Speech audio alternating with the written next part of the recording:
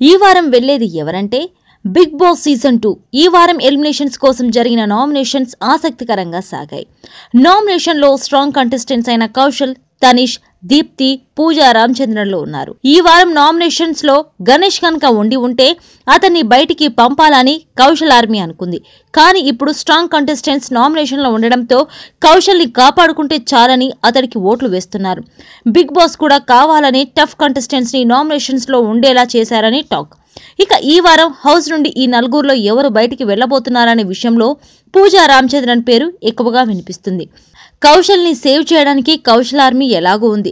తనిష్ కి కూడా అభిమానుల ఆదరణ ఉండడంతో ఈ వీక్ తనిష్ కూడా సేవ్ అయ్యే ఛాన్స్లు ఎక్కువగానే కనిపిస్తున్నాయి.